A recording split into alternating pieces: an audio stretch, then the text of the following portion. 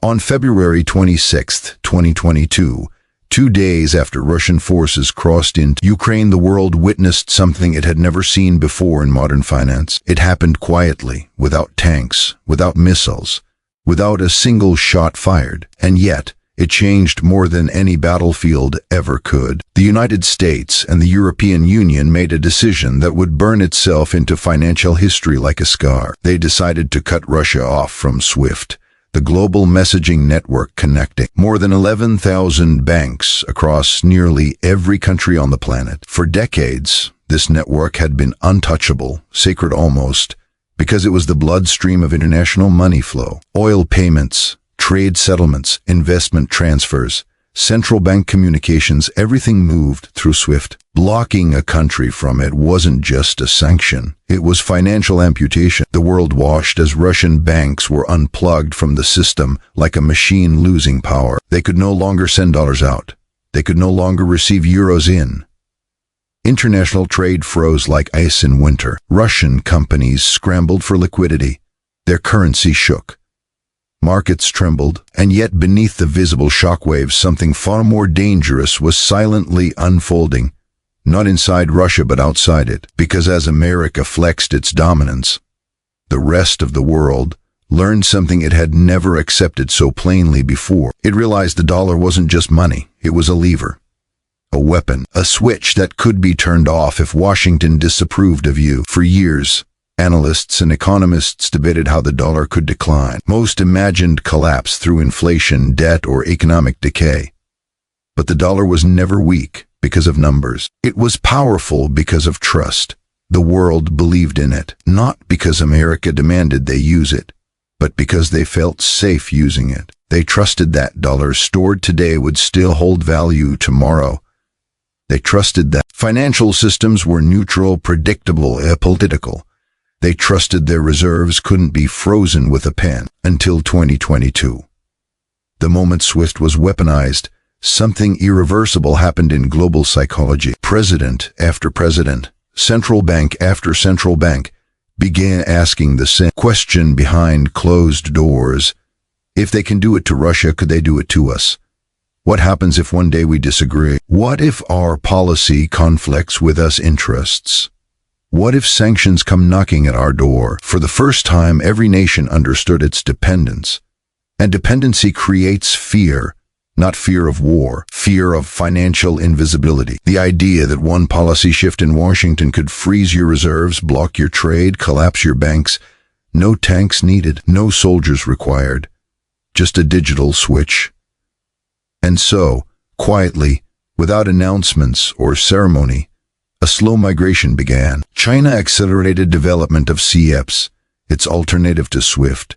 Russia strengthened SPFS.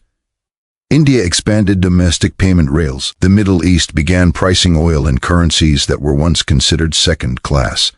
The world didn't revolt. It simply began preparing for life without permission, because a system built on trust dies the moment it reminds you it can punish. What happened next was not dramatic in a cinematic sense. No explosions, no revolution. But in the world of global finance, it was an earthquake deep under the surface. Nations started to run scenarios they once considered unnecessary. Central bankers who used to speak proudly of dollar reserves began asking how they could convert quietly into gold, yuan, or even digital assets governments couldn't freeze. Economists wrote policy drafts that didn't mention the dollar as default. Trade ministers negotiated deals with parallel payment channels. The West thought it isolated Russia. In truth, it isolated trust. The U.S. wanted to display strength. And make no mistake, it did. The world saw how powerful America was, but they also saw something more dangerous. The consequences of being on the wrong side of that power. A friend today could be an enemy tomorrow. National sovereignty was only stable when aligned with Washington's interests. That realization was like ice entering the bloodstream of global finance. Nations didn't want to rebel. Rebellion is costly. They wanted protection, options, insurance. A country without alternatives is a servant. A country with options becomes a player, and players change games. Consider Saudi Arabia, for decades the anchor of the petrodollar system, oil for dollars for security.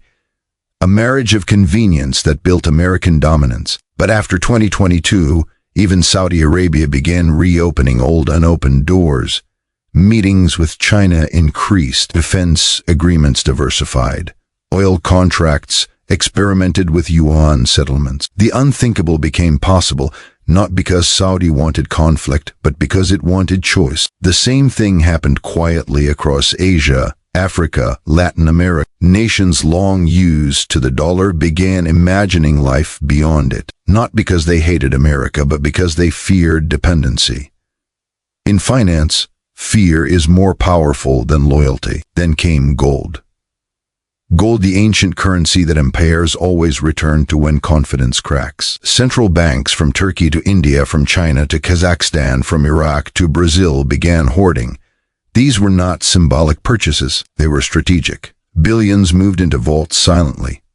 Gold, unlike dollars, cannot be frozen. It cannot be deleted by sanction. It does not care who controls SWIFT. A bar of metal sits quietly, immune to politics and immune to punishment. That is why gold rose not as investment, as defense, because nations finally understood one truth. The safest money is the money no one can take away. Every empire in history falls when the world doubts its money. Rome fell when its silver content weakened. Britain fell when colonies sought independence. And now the US faced something similar, not revolt, but realization. Realization that global trade could survive without one currency.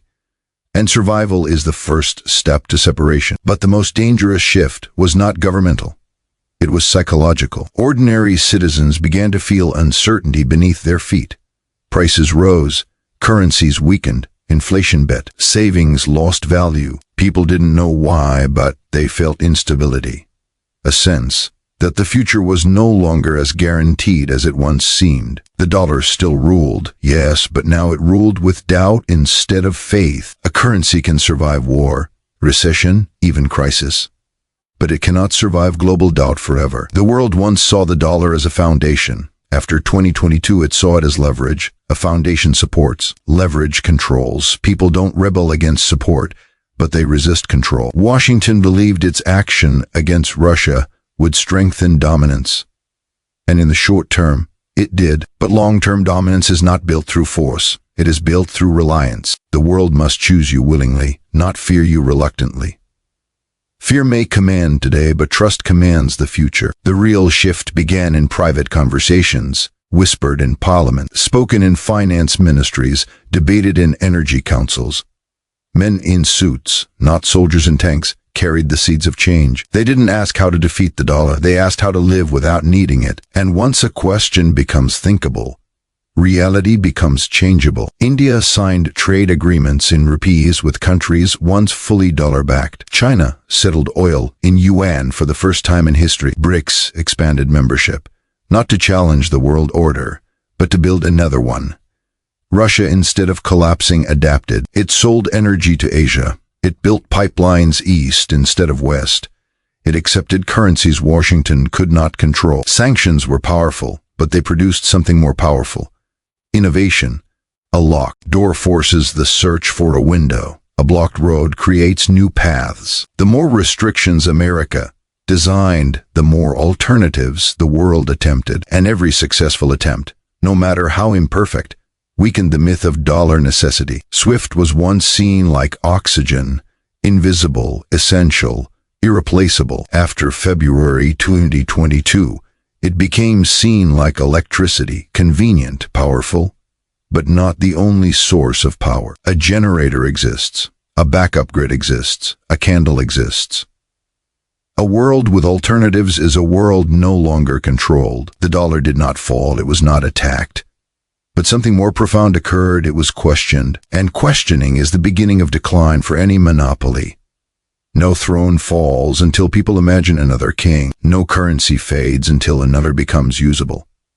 No empire collapses until loyalty softens, not by force, but by choice. This is how decline begins, not with war, not with destruction, but with the disappearance of inevitability. For 70 years, the world assumed the dollar had no competitor.